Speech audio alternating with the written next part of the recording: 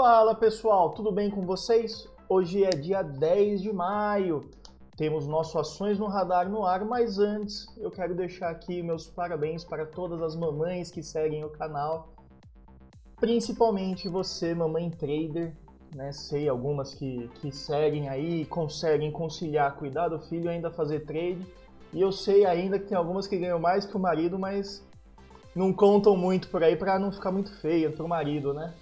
E meus parabéns a vocês. Não é fácil. Mês de abril eu fiquei com o Pedro aí integral praticamente. Sozinho, eu e ele aí durante o dia inteiro. E eu quase não consegui fazer operações, né? Agora em maio eu tô tendo uma ajuda aí, minha sobrinha tá dando uma força. Mas olha, meus parabéns. Vocês realmente merecem um dia especial para vocês, não só por isso, claro. Ser mãe não é fácil, né? Bom, seguindo aí, nós tivemos uma semana mais complicadinha, né? Uma semana de oscilações de novo. E eu optei por essa semana fazer um filtro um pouquinho maior. Eu tô achando que é melhor a gente não sair pegando várias ações. Muitas não estão dando entrada e quando dão, elas não estão convincentes. Então, eu adicionei nessa semana um elemento aí de volume, de liquidez. Nós estamos de fato entrando num cenário em que a liquidez está um pouquinho mais escassa.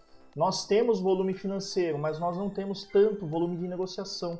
A gente quase não está tendo oscilações relevantes na bolsa. Aí eu sei que você vai falar para mim, mas e Magazine Luiza, mas e Bitô, mas enfim, tem as exceções. Mas a maioria das ações, ela não sai do lugar, a gente vai olhar isso agora. Elas estão há dias sem se mexer, sem dar lucro. E isso, sem dar lucro, perdão, sem dar nenhuma variação que nos dê lucro. E isso está afetando sim os nossos trades, tá? Então, antes da gente começar, vamos colocar a vinheta, né?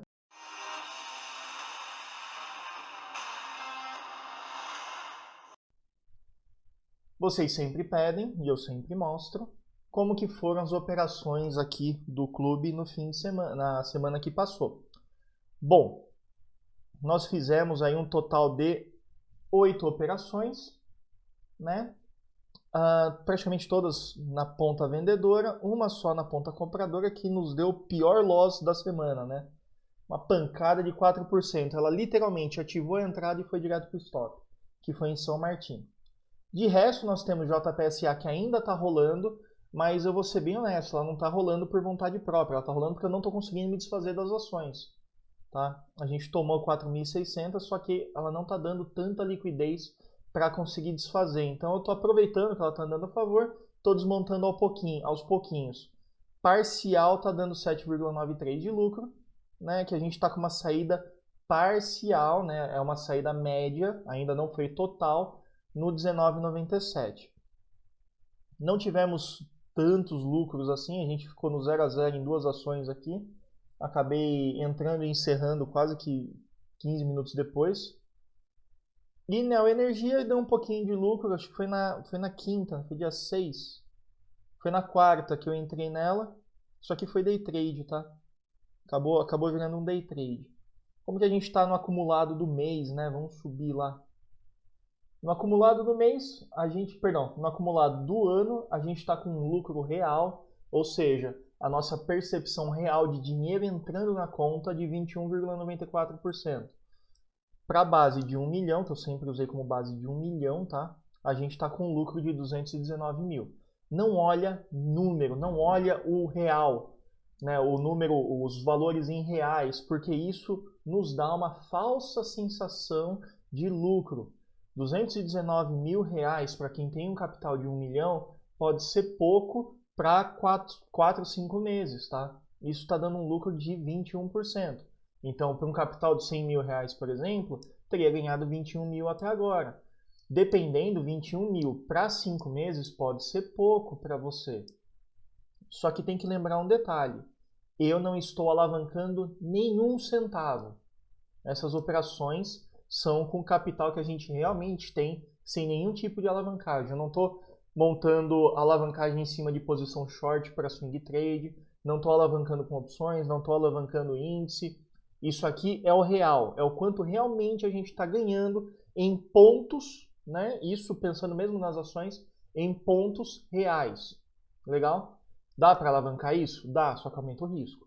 É por isso que a gente não faz apenas o swing trade, é por isso que não tem só ações no radar. É por isso que todo dia eu comento também day trade, enfim, para aumentar e potencializar mais a receita sem aumentar muito o risco, beleza? Bom, estamos aí com 72% de taxa de acerto na nossa lista aqui. Como que eu calculo isso? Simples, eu fiz uma conta aqui onde sempre que este resultado for positivo, ele soma. E aí em cima disso eu gero a porcentagem, tá bom? Então eu faço a conta aqui, olha. O que foi positivo, operações com lucro, 61. O que foi negativo, ou seja, que me deu o resultado aqui, né? O resultado abaixo de zero, foi 24. Quando dá zero, ele ignora, tá? O total, 85 operações que nós fizemos até agora. Isso de swing trade, tá? Porcentagem de acerto, 72%. Para ter um parâmetro, até o momento de janeiro até agora, em mini índice, nós estamos com 100% de acerto, num total de, agora devemos ter 11 operações, com 100% de acerto, mas só 11 operações. Em swing trade, já temos 85. Né? Eu realmente prefiro dar foco no swing trade, é mais fácil manusear. Ah, mas Rafael, eu consigo fazer 20 mil reais em um dia.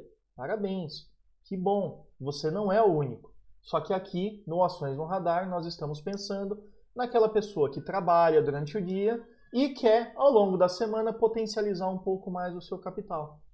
Legal? Então pensa, você já tem o seu salário. Além disso, você tem mais 20% no bolso, num cenário em que a Selic está 3% ao ano, né? Maravilha, isso é muito bom, não é? Tem fundo que não está nem perto de dar 20% esse ano ainda. Bom, dito isso, vamos para o que interessa. Minimiza aqui, isso aqui eu vou falar no fim do vídeo, né? Vocês pediram para mim para que eu fale sobre Bitcoin. Eu vou falar no fim do vídeo, tá bom? Deixa eu só pausar um segundinho, gente. Legal. Alguém quer café? Bom, vamos lá. Sempre começo falando do Ibov, né? O Ibov, na verdade, eu falo todo dia no nosso giro de notícias. Se inscreve aqui no canal que você vai ver ele com mais detalhes, você vai poder ir acompanhando dia a dia. Eu falo um pouquinho sobre as notícias que nós temos aí, relevantes principalmente para day trade, né? O que está movimentando o mercado hoje. Dou um giro no mundo, vejo o calendário econômico, o que a gente tem reservado para o dia e comento sempre o Ibov. A gente vai transformar isso em live, vai ser ao vivo, você vai poder pedir para ver algumas ações, enfim. Mas vamos com calma, um passo de cada vez. Então, eu venho falando do Ibov, né, que tem feito aqui no gráfico diário, na verdade no gráfico semanal também, ele tem feito essa cunha ascendente. Tá? Só que é uma cunha que está numa posição em que me lembra muito uma bandeira de baixa. Então, apesar da cunha ser ascendente, ela pode romper para baixo sim, tá bom? E ela chegou a ser rompida na quinta-feira, né? Ela chegou a romper, ou seja, ela fechou um candle abaixo e agora ela voltou para testar. Só que olha como que fica quando a gente olha no gráfico semanal. Ela está respeitando, ela está dentro da cunha ainda. Dá para ver? Tem muito menos candle porque é por semana, né? Ela está dentro da cunha ainda. Isso acontece porque a gente usa um gráfico logarítmico. Então essas ascendentes e descendentes, elas ficam diferentes em tempos gráficos diferentes. Como eu desenhei a cunha no gráfico diário, a gente tem que olhar pelo diário. Tá? Então, se você desenha no semanal, você tem que olhar diferente no semanal. Mas nos dá um parâmetro muito interessante. Por quê? Pelo gráfico diário, o que eu tive? Eu tive um rompimento. Aqui, deixa eu desenhar aqui que vai ficar mais legal para vocês acompanharem. Eu tive um rompimento aqui embaixo. Ela rompeu. Né? Ela teve o rompimento. E aí ela voltou para testar. Isso aqui geralmente é um movimento que faz esse desenho aqui. Ele desce, ele rompe, ele retorna, né? Ele faz um rompimento, ele testa de novo, ele retorna e aí ele continua o movimento anterior. Tem um amigo chamado Eduardo que ele apelidou isso de RRC, rompimento, retorno e continuação. né? Achei bonitinho essa sigla, estou plagiando. Mas enfim, ele fez um rompimento. Sempre quando ele rompe uma figura, há uma chance percentual de que ele volte a testar os limites dessa figura. E se você olha pelo gráfico diário, ele literalmente testou o limite, ele não rompeu para dentro de novo. Nessa testada de limite, segunda-feira é um dia crucial. Se voltar para cima e fechar acima, maravilha, a gente volta para a figura. Pode ter sido um falso rompimento. Agora, se ele voltar a cair já na segunda-feira, e aí tem que ser segunda-feira pelo critério de análise gráfica clássica, tá bom? Se na segunda-feira ele voltar a fechar abaixo, e não precisa fechar abaixo do candle, nada. Eu digo, ele fechar abaixo da figura, aí a gente tem sim uma perspectiva de baixa. E aí já uma porcentagem bem menor de invalidar toda a figura se ele manter lateralizado. Lembrando que existe já uma lateralização, vamos agora olhar só o desenho que eu vou fazer. Existe uma lateralização que já vem há algum tempo, né? Aqui foi um falso rompimento, aqui foi um falso rompimento, aqui foi só uma violação. Então existe já uma lateralização que está aí já há alguns dias, né? Isso, por óbvio, reflete no índice futuro. Uma coisa interessante, né? No Ibov, aqui nós temos quase que um doji. Já no índice futuro, a gente tem um candle positivo de alta, né? Uma divergência aí interessante que trouxe, na verdade, esse dia foi uma arbitragem. Ele trouxe o índice futuro de volta ao patamar. Lembra só uma coisa quando a gente fala de índice futuro? O índice futuro, ele é o Ibov, então imagina, né? O Ibov, vou representar pela linha azul. Ele é o Ibov com os juros pelos dias. O índice futuro tem vencimento.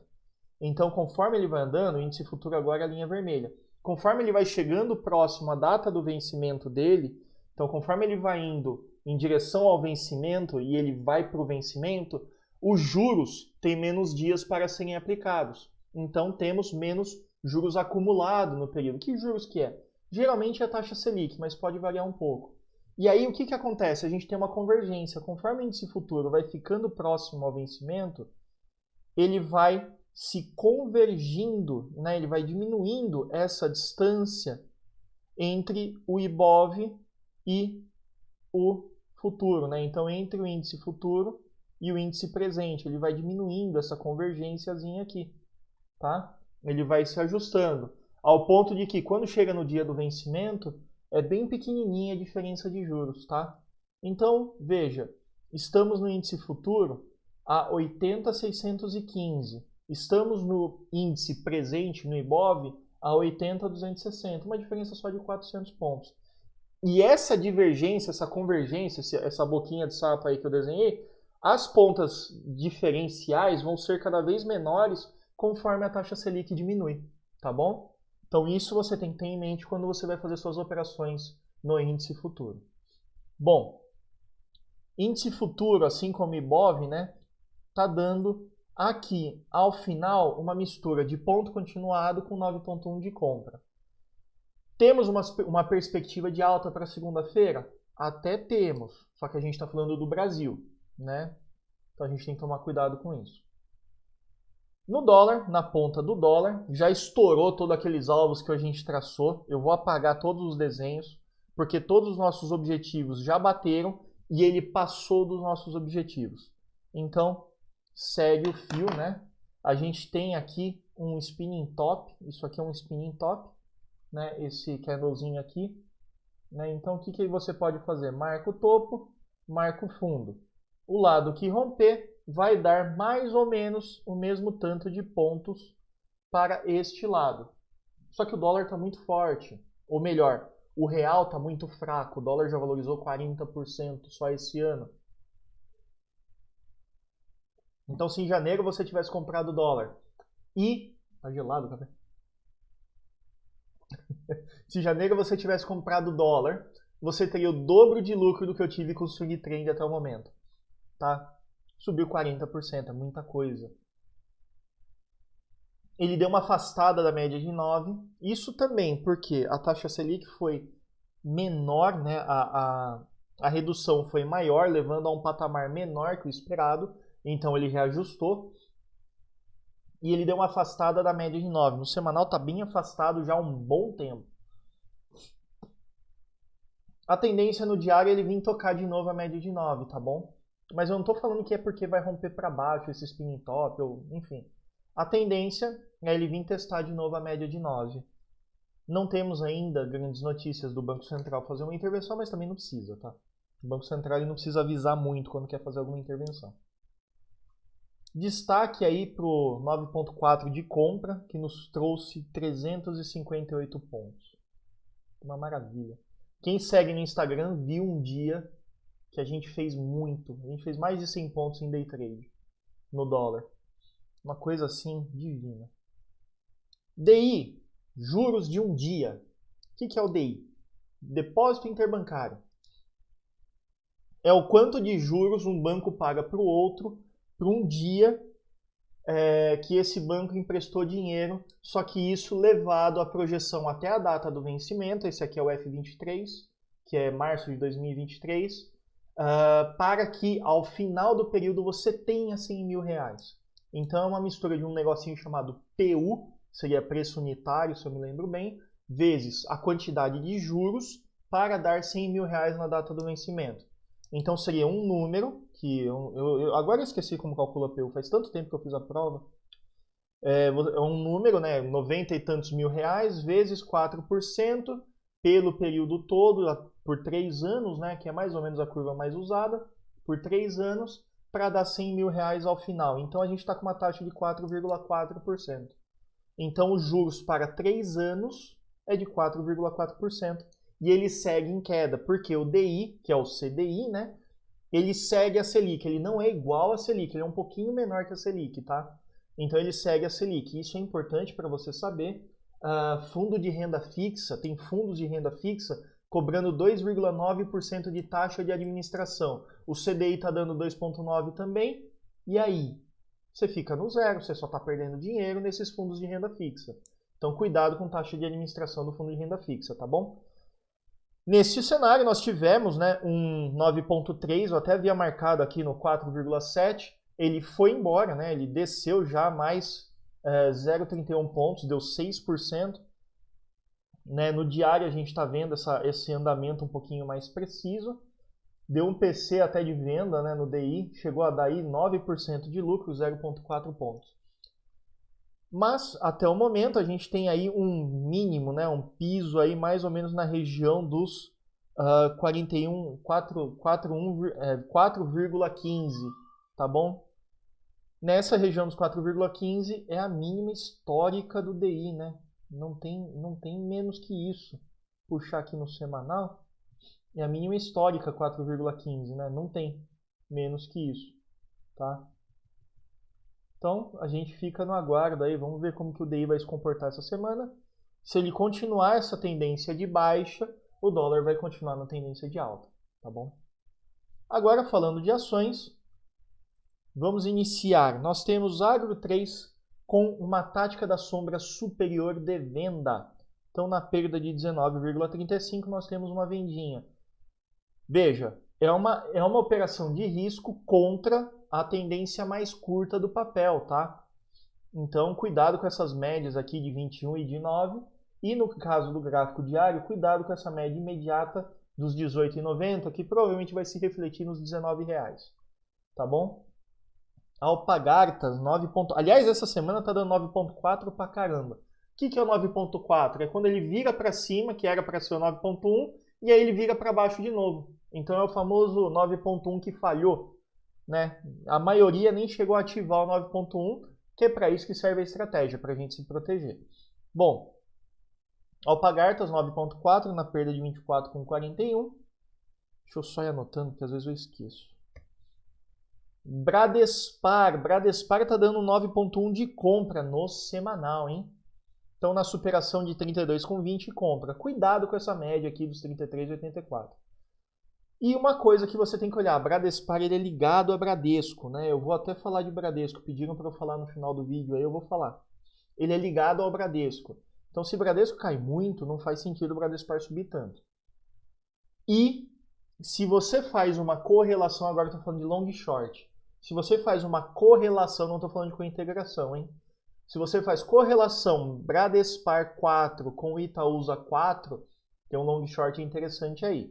Eu não vou entrar em detalhes, porque se você não sabe o que você faz, se você não conhece long short, você vai quebrar. Não tem como. Então tem que ser quem conhece.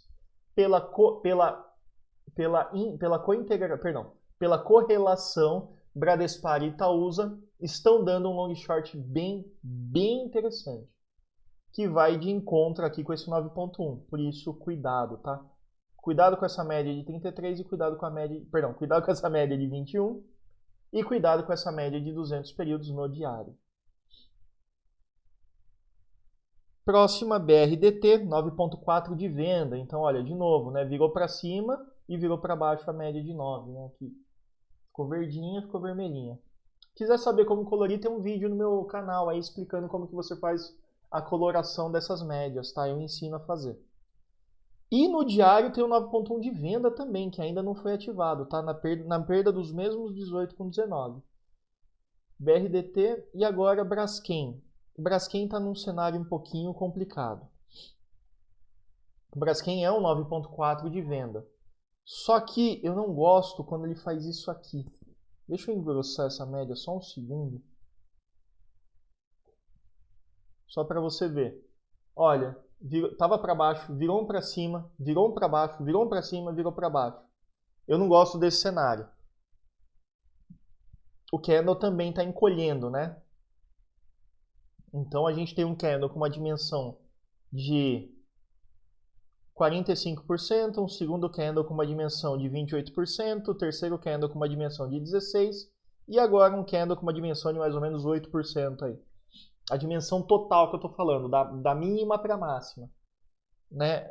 Essa dimensão de candle ele está comprimindo conforme o movimento vai. E o volume tem caído também. Ou seja, isso me dá a entender que para a grande maioria dos investidores, essa é a região de preço justo para o atual cenário de Braskem. Então, cuidado com isso. No momento, é o 9.4 de venda na perda de R$20 com 1 centavo. Tá bom? Ah, Rafael, se perder, você vai entrar? Vai depender para mim deste carinha aqui, ó, dos 15 minutos.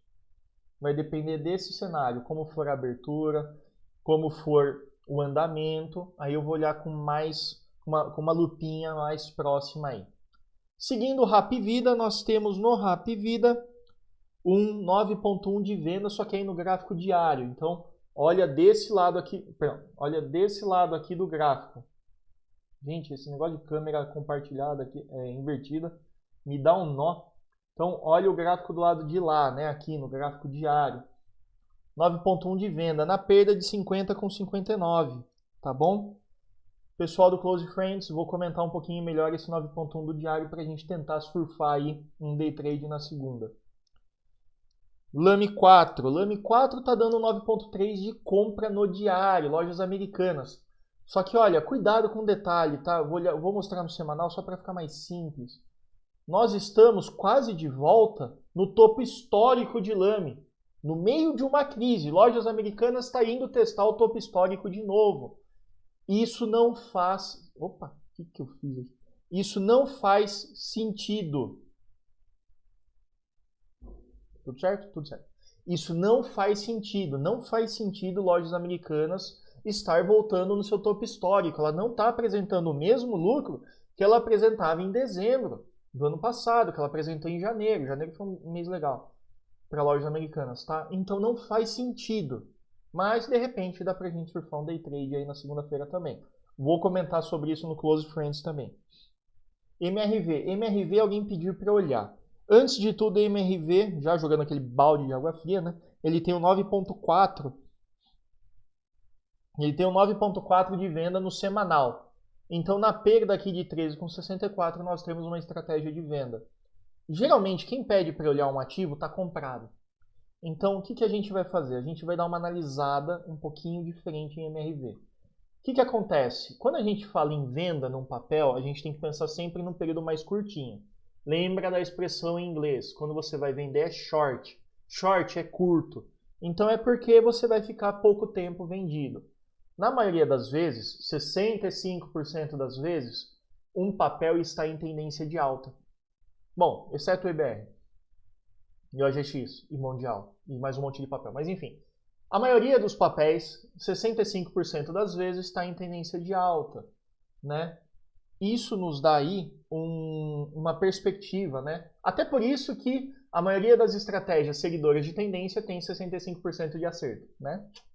Viu como casam as coisas? Mas enfim, o que acontece com a MRV? Ela teve um movimento especulativo durante o período de 2019, não porque ela estava apresentando bons resultados, mas porque se acreditava que com a ascensão do Brasil, com a recuperação econômica que estava acontecendo em 2019, estava indo bem em 2019, com o movimento especulativo, se acreditava que em 2020 eles iam arrebentar de vender imóvel. Tá? Isso não aconteceu, balde de água fria, coronavírus, crise financeira, isolamento, é prefeito maluco, governador maluco, é presidente maluco, fecha tudo, abre tudo, vamos fazer churrasco, não vamos fazer churrasco, vai andar de jet ski. Enfim, não tem milagre. O primeiro setor que sofre é o imobiliário, é o de construtoras, tá? Que é um setor extremamente forte no Brasil. Sentiu a porrada. Então, qualquer movimento de alta em MRV, pelo menos no momento, é especulativo. Então, mas eu acho que em 2021 vai para a lua. Beleza. Vai montando a sua posição de forma horizontal. Vai comprando aos pouquinhos. Eu penso em pôr 100 mil reais em MRV. Então você compra R$1.000 por dia. Vai devagarzinho, vai criando uma proteção horizontal. MRV não tem opções. Não dá para você fazer hedge. Bom, acho que eu nunca fui atrás, mas acho que não tem. Pelo menos opções com uma liquidez boa, né? Vai fazendo hedge, compra MRV, compra também outros papéis mais defensivos, né? Papéis que se aproveitam de alta de dólar, por exemplo. Vai criando uma carteira que se equilibra. Aí dá para você montar uma posição em MRV de longo prazo. Legal. Curto prazo, 9,4 de venda no curto prazo. Longo prazo, talvez se recupere. Poxa, eu desejo. A MRV é uma empresa que tem muitos funcionários. Ela precisa crescer. Aqui em Jundiaí ela é responsável por inúmeras obras. Muita gente hoje mora em apartamentos da MRV. Muitas. Eu mesmo quase comprei um já. Então, assim, ela precisa crescer para ajudar o Brasil, para ajudar principalmente aqui minha região de Jundiaí. Bom, vamos lá para o que interessa, né? O que a gente tem em MRV? Essa região dos 12,30 é uma região de compra. Já está claro isso. Não à toa a média de 200 está quase nela. Então, quando chega mais ou menos aí nos 12,30, entra a força compradora. O que isso significa? Significa que muitos compradores institucionais pensando a longo prazo falam, olha, abaixo de 12,30 esta empresa está interessante, quero comprar. Beleza? Então, seu suporte é mais ou menos aí nos 12,30. Pode ser menos? Lógico que pode. Mas a região dos 12,30 inicia zona de interesse compradora dos institucionais. Pelo menos, por enquanto, é o que tem se mostrado. Tá bom? Então, atenção nisso. Tem perspectiva de alta? Ainda não. O 9.1 já foi cancelado, não ativou. Esse 9.1 não ativou, virou 9.4 de venda. Tá? Até se você pretende entrar short em MRV, 12,30 é uma região que vai entrar força compradora, muito provavelmente. Se é que chega lá, tá bom? Então, muito cuidado aí. Onde que é a próxima resistência? Onde que é uma zona vendedora? É mais ou menos aqui na região dos 15,80, dessa linha de cima. Quando chega lá, tem gente falando, bom, eu acho que agora está começando a ficar cara para o atual cenário, então eu vou vender um pouquinho para ajustar a minha carteira. Então eles vendem, por exemplo, os institucionais, né?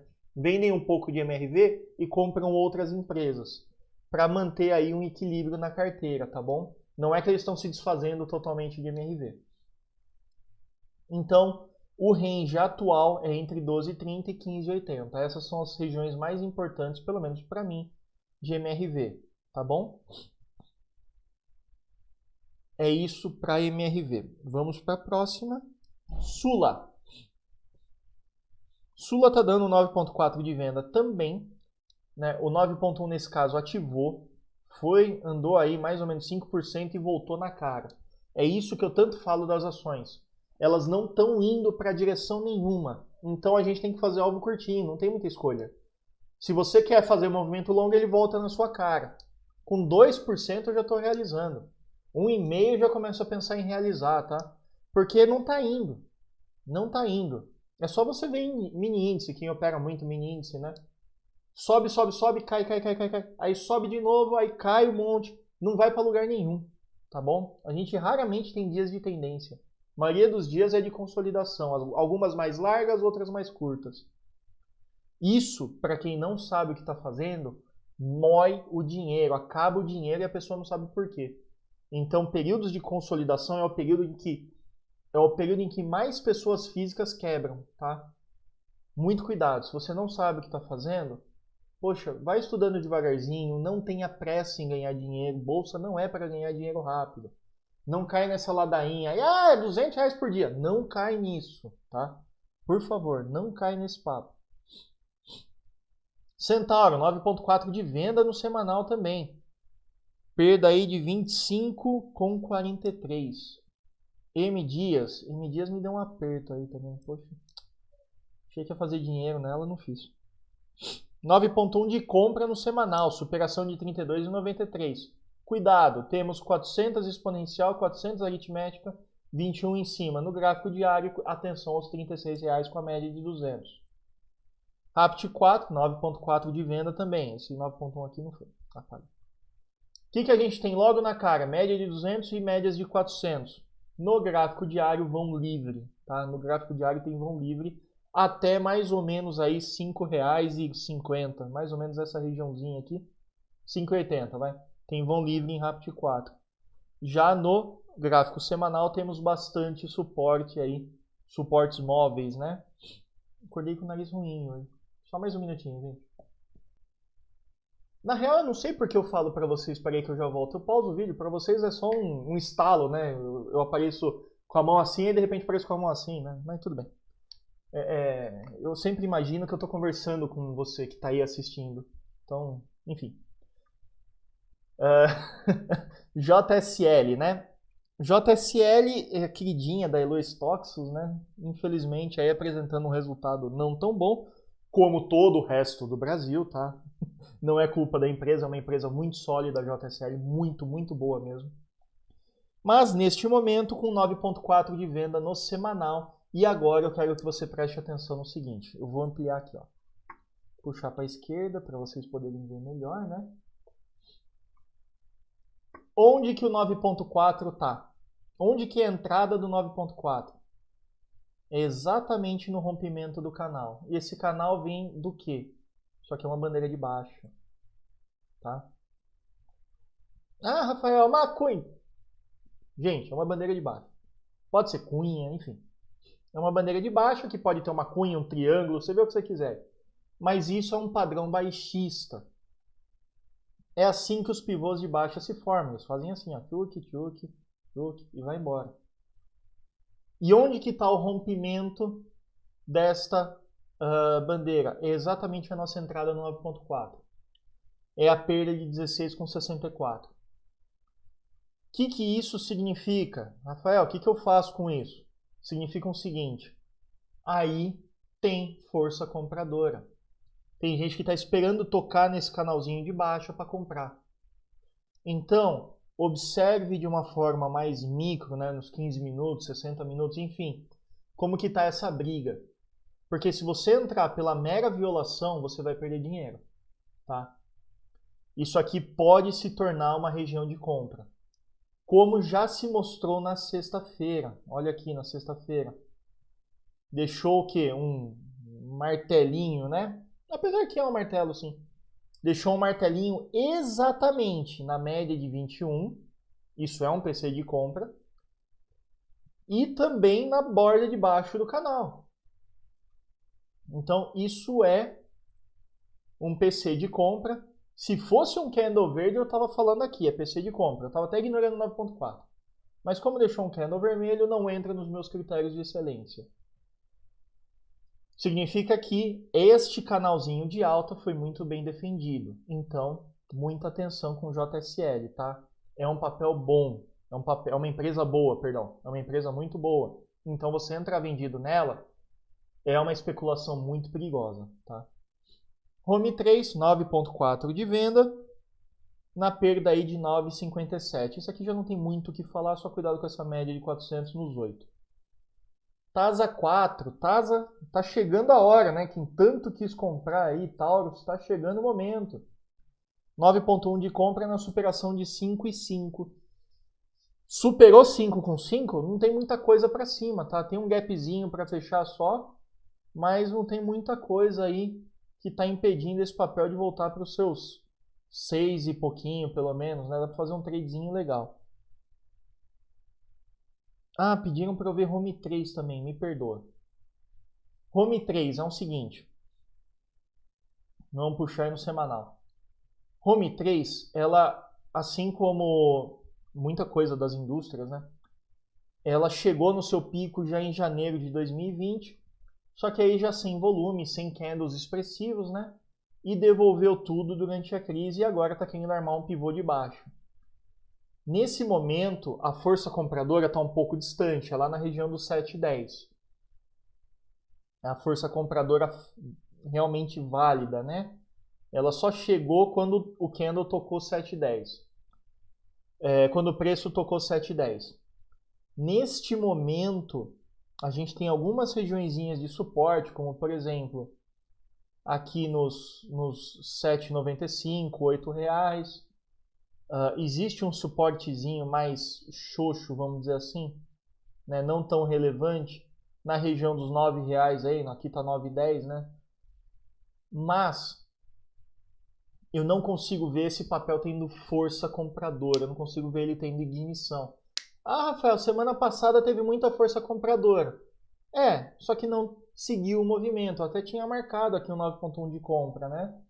Só que essa região dos 11,70 é resistência e se mostrou forte resistência.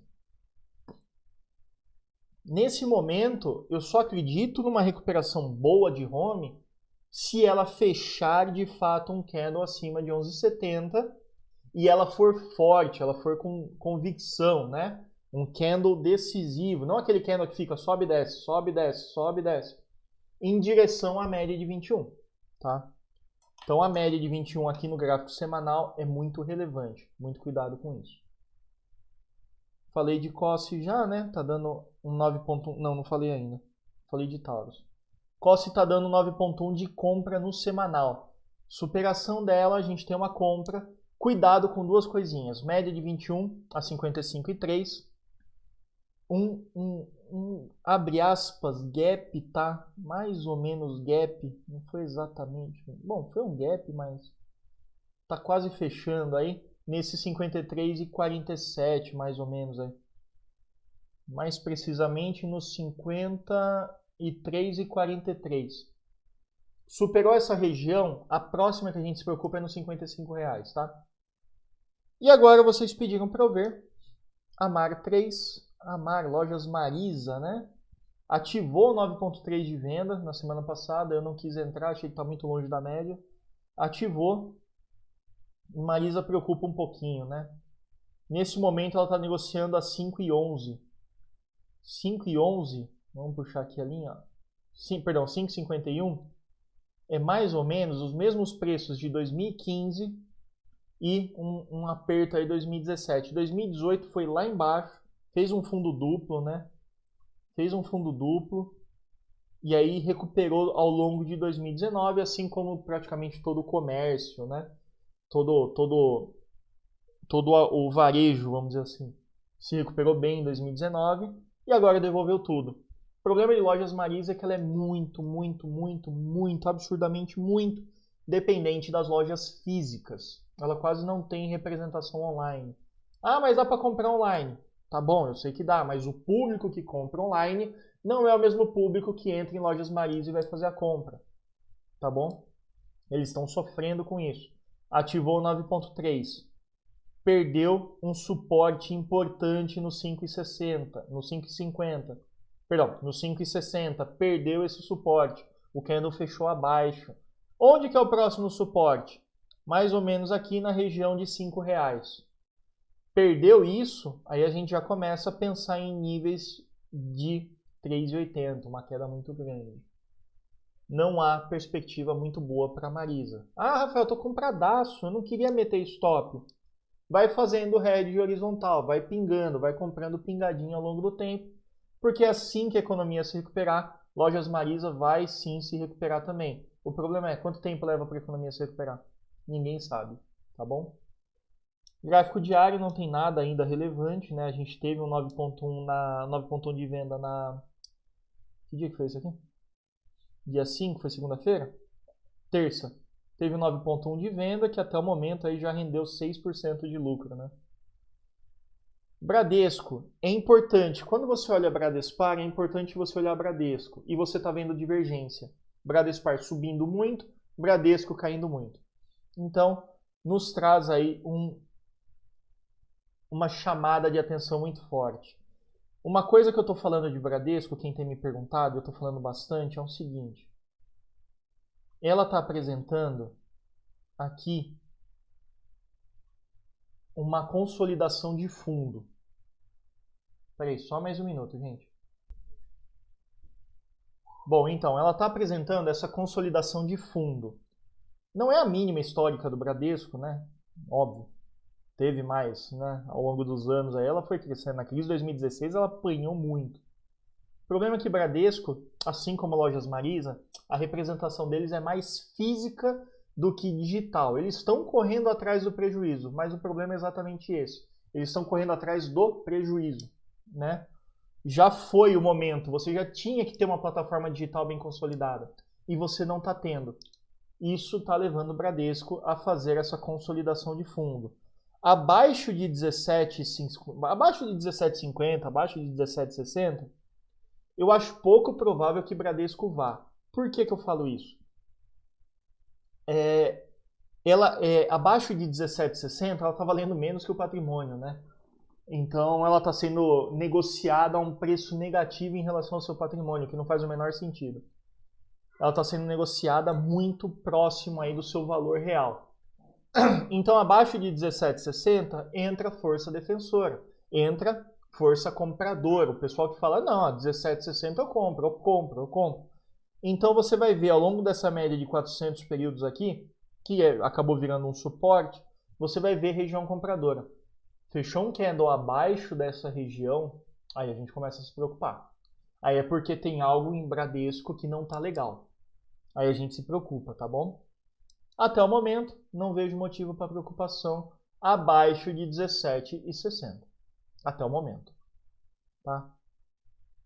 O gráfico diário deixa um pouquinho mais nítido aí, como essa regiãozinha aqui tá 17,14, mas eu acho ainda que é 17,60. Eu ainda acho que é aqui, ó, mais ou menos. Tá bom, vamos falar 17,40 para não ficar muito feio. Ela deixa aqui como essa região entra a força compradora. É só ver que na quinta o candle fechou abaixo. Na sexta ele abriu com gap de alta. Se manteve nessa regiãozinha, porque muito mais que isso, para o momento não está tendo interesse de compra, tá? Lembra, para subir o foguete tem que ter combustível o tempo todo.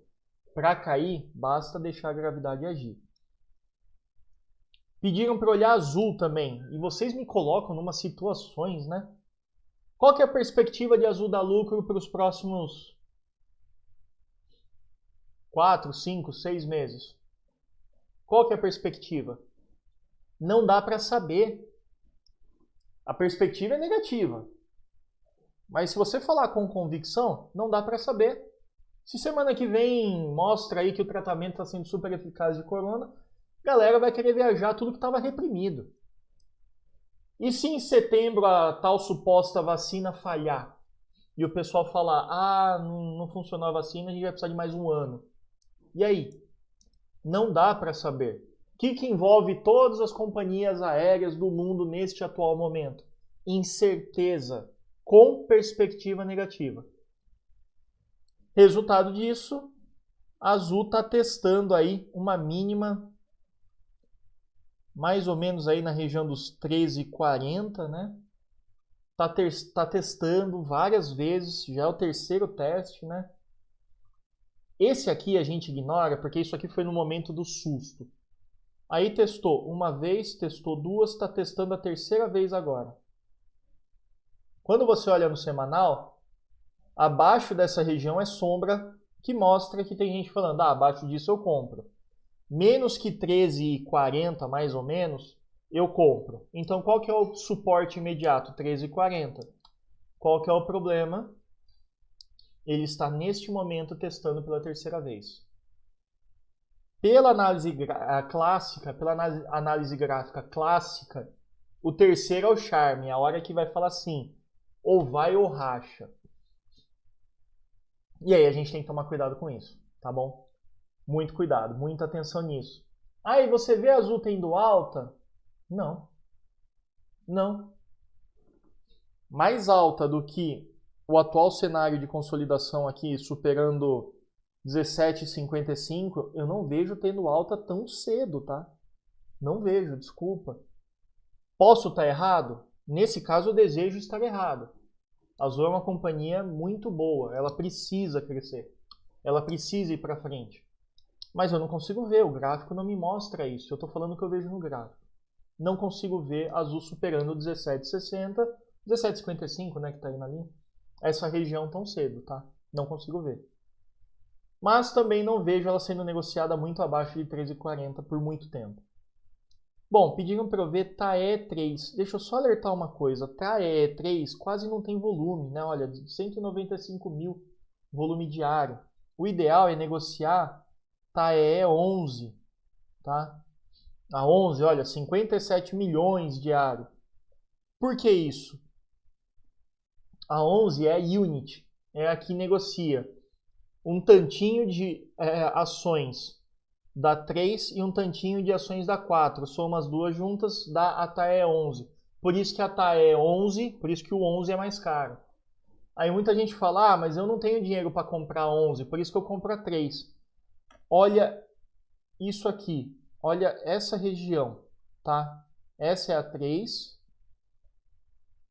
e essa é a 11. Beleza? Então você vê que a 3, a TAE 3, ela tá deixando mais dojis aí, mais dúvida do que a 11, tá? Então a 11 é a que manda, vamos dizer assim. A 3 é a de arbitragem. O pessoal arbitra a 3 quando ela distancia muito da 11 com relação ao 4. Enfim, é um cálculo mais complicadinho. Bom, mas vamos olhar a 3 porque provavelmente você está comprado na 3, né? Tá. Nesse momento, ela está testando aí o suporte dos 9 reais. 8,98, 8,90, 9 reais, enfim. Ela está testando esse suporte. Negociou abaixo disso, a gente começa a se preocupar, tá? Tá numa situação muito legal, né? 2019 não foi boa para a empresa, 2018 já foi melhorzinha, 2019 não foi tanto. E agora, o que ela está mostrando para mim é o seguinte. Acima dessa média de 9 períodos, acima da média de 9, é zona vendedora. Acima, ó, acima, só tem pavio, só tem venda. Tá? Acima da média de 9 é região vendedora. Subiu aqui em cima, batem na venda. Tá bom? Tá jogando para baixo. Precisa fechar um candle acima, precisa fazer um 9.1 de compra no semanal para começar a ficar interessante. Lado bom é o seguinte, abaixo de 9 está entrando força compradora. Muito provavelmente porque R$9 deve ser a média de uma galera que foi montando posição aqui em 2019, tá? Muito provavelmente por causa disso. Então, cuidado aí com o TAE, ela não tá muito legal. Cuidado se fechar candle semanal abaixo de 9. A gente pode ter aí uma debandada do papel, né? O pessoal pode acabar desistindo aí dele e entrar força vendedora e se desfazer dela inteira, tá bom? Lado bom é ter uma média de 400 no diário aqui segurando e outra logo abaixo em 8,70. Isso traz um pouquinho mais de suporte, pelo menos no gráfico diário, tá? Mas tá difícil de falar que vai ter alta esse papel, pelo menos no curto prazo. Fleury. Fleury era a ação que todo mundo está estranhando, né? Por que não está subindo? Fleury deveria subir, né? Afinal, todo mundo quer testar para corona, né? O problema é o seguinte, ninguém está testando para mais nada. Ninguém está fazendo mais nada. Né? A gente tem, a minha esposa é médica, a gente tem conhecidos médicos, especialistas, né? Nas suas especialidades, os médicos estão assustados, porque ninguém quer marcar consulta, né? Então até médico especialista está sofrendo com essa crise. De qualquer forma, ela havia dado um 9.4, ativou, né, ativou nessa semana, andou um pouquinho só, andou 4.6. Lembrando que 9.4 a gente não arrasta a entrada, tá? Andou um pouquinho, mas está caindo bem. Não temos aí um suporte imediato que eu consiga falar, tá testando suporte. Não, ela perdeu o último suporte, né? Eu não consigo ver aqui uma região de suporte muito relevante. Talvez aqui, mas ainda assim perdeu. Ela perdeu todos os suportes mais imediatos que tinha esse papel. Então, o próximo suporte agora é aqui na região... É aqui na região de 19,20. Então, o próximo suporte, região de 19,20. Não tem mais nada que segure o papel nessa queda, tá, gente? Mas também não é para entrar vendido. Não vai querer surfar aí a imaginação, tá? A entrada foi nessa semana, que deu 9.4. Eu achei melhor não entrar, não quis. Até apaguei o alarme. Mas o próximo suporte agora é só 19,20. Não consigo ver outro suporte antes disso. Não consigo vislumbrar uma proteção antes dessa. O lado bom é que abaixo de 19,20 entra uma boa força compradora, né? Muita gente acha interessante a compra. O gráfico diário também não está ajudando muito. Não tem nada aqui que dê suporte abaixo, né? Nada de nada. Então, muita atenção a hora que tocar 19,20. Provavelmente vai. Se você está comprado, eu desejo de coração que nunca chegue lá. Mas muita atenção a isso. Quando que eu vejo uma perspectiva de alta para Fleury? Peraí, só mais um segundinho. Estou de volta. Gente, eu tenho a melhor mulher do mundo. Olha que delícia isso aqui. Né? Obrigado, né? Ó, acende a luz. Bom, estava falando de Fleury. Não vejo nenhuma perspectiva... Perdão. Nessa aqui eu já vejo, sim, perspectiva de alta para um período mais curto. Assim que a situação coronavírus normalizar e as pessoas voltarem à rua, elas vão voltar a fazer seus exames, elas vão voltar a ir para os médicos. Então, essa defesa nos 19,20 que está tendo, muito provavelmente é institucional montando posição pensando em Fleury para daqui 10 anos. Que é como os institucionais fazem, né? E neste cenário, a perspectiva para médio prazo de Fleury já é boa, diferente de outras empresas.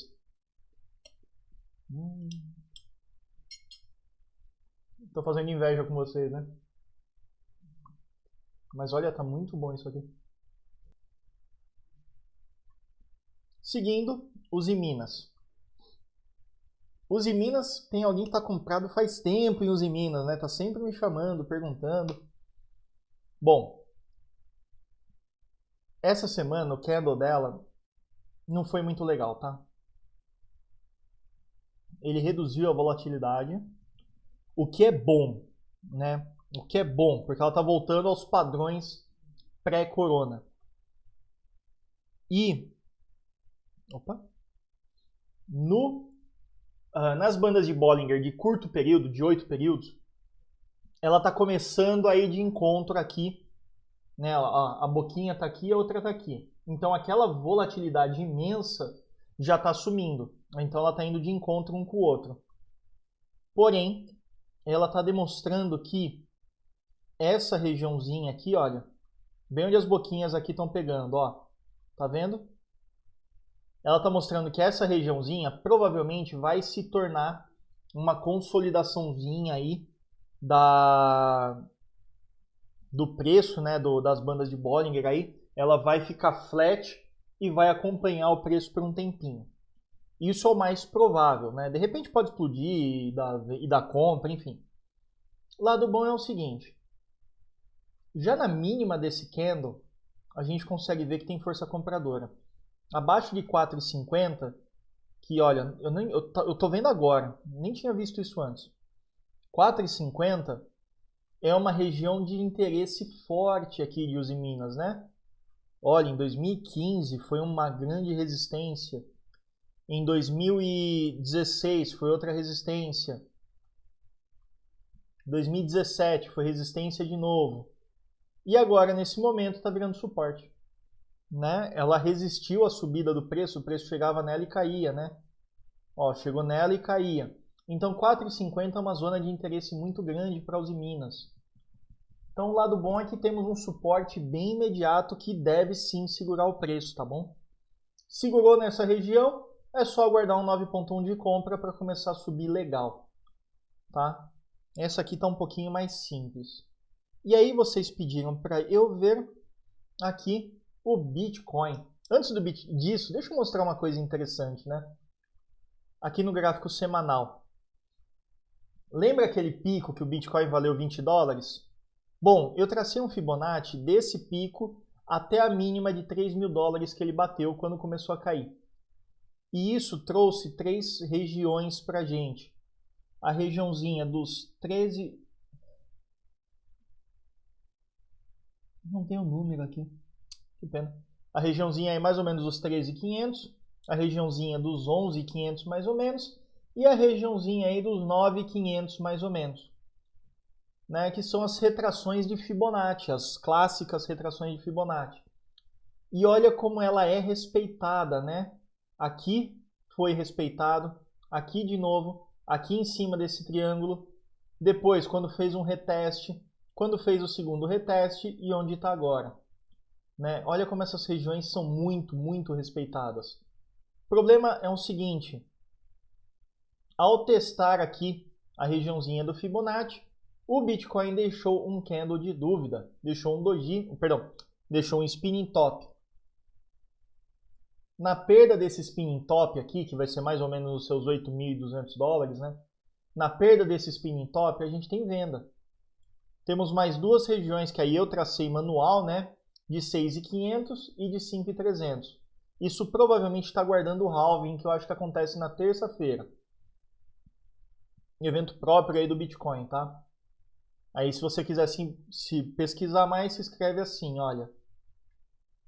Halving. Tá bom? É isso é assim que se escreve, halving.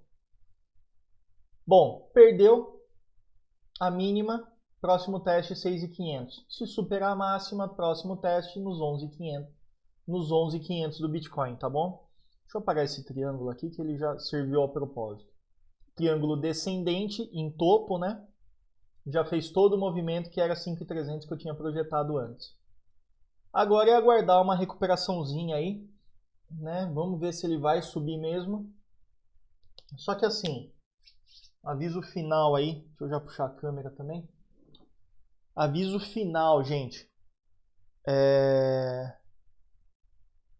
O Bitcoin, ele não é um papel de defesa, ele não é um papel de proteção, ele não tem o papel, de defesa, não tem o papel de proteção. Bitcoin se mostrou nessa crise que é só mais um dos ativos.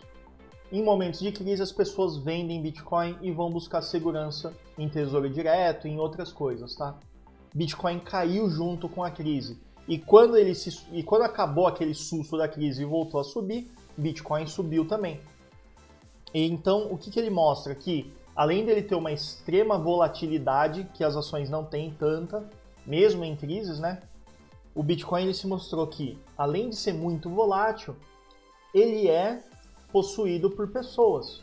E essas mesmas pessoas que se assustam com a queda, que se assustam com o coronavírus, que na hora do susto vendem os seus ativos especulativos, Bitcoin é um deles, e vão para tesouro direto, vão para renda fixa, vão para os paraísos seguros, os safe havens, tá bom?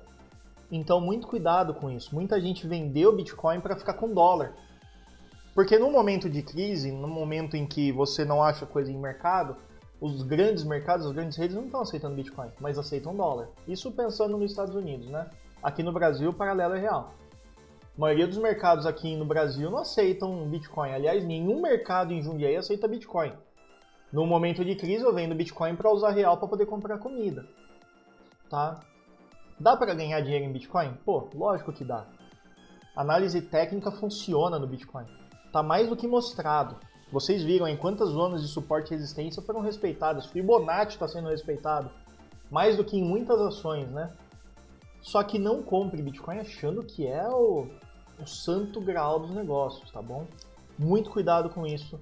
Eu conheço muita gente que perdeu praticamente tudo. Perdeu praticamente tudo com isso. Bom, acho que com isso a gente encerra. Pessoal do Close Friends, amanhã cedo eu falo aí dos nossos papéis para Day Trade, tá? A você, espero que tenha gostado do vídeo, bateu o nosso limite aí, 1 hora já de gravação. Espero que você tenha gostado do vídeo. Se você tem alguma coisa para comentar, tem alguma dúvida, pode perguntar aqui embaixo. Se você gostou, deixa seu like, ajuda bastante o canal. Eu achei que isso era frescura do pessoal aí que era caçador de like, não. Mas quando você dá like e comenta, esse vídeo ele aparece para mais pessoas que têm interesses assim como o seu, tá? E ajuda que mais pessoas vejam e menos pessoas fiquem desavisadas na bolsa, né? Se você não é inscrito, se inscreve no canal. Nós temos aí todas as nossas manhãs um giro de notícias. Faço um abrangente aí sobre tudo que acontece no dia, tudo que é relevante para Day Trade, dou uma comentadinha no Ibov. Logo vou fazer num formato ao vivo, a gente vai poder comentar mais papéis, a gente vai ter mais interação. No mais é isso, desejo a vocês um ótimo Dia das Mães. Mais uma vez, parabéns para você, mamãe. Uma ótima semana para todos. E agora eu vejo vocês segunda-feira de manhãzinha no nosso giro de notícias. Até lá. Tchau.